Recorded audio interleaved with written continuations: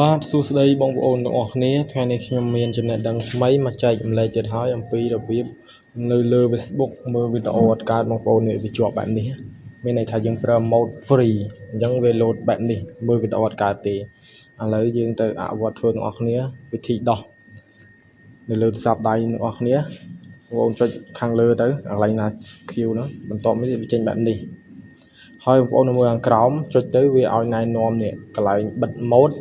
នឹងបើក mode ដល់ពេលយើងបើក mode free យើងមើលអត់កើតទេបងប្អូនវាវីដេអូចុចទៅគាំងមើលអត់កើតទេឥឡូវវិធីសាស្ត្រយើងដោះស្រាយយើងត្រូវការដោះយើងចុចថយសិនមកបន្តទៀតបងប្អូនមើលទៅខាងលើខាងស្ដាំដៃហ្នឹងមានកន្លែងរូបកងចាក់មួយបងប្អូនខាងលើហ្នឹងចុចកងចាក់ហ្នឹងមកបន្តទៀតវាចេញបែបនេះហើយបងប្អូនរើសអាទី1បងប្អូនដើម្បីកំណត់យើងបិទ mode វិញបងប្អូនហ្នឹងហើយចុចអាទី1មកវាចេញបែបនេះហើយបងប្អូនចុចអា Q ហ្នឹងទៅចុចត្រង់ហ្នឹងទៅពេលនេះយើងបានដោះ mode នឹងបានហើយបងប្អូនរួចជាការស្រេចបងប្អូនចុចថយមកយើងបានរួចរាល់វិញដូចដើមហើយបងប្អូនវាឡើងជាប់ដូចមិញហ្នឹងបងប្អូន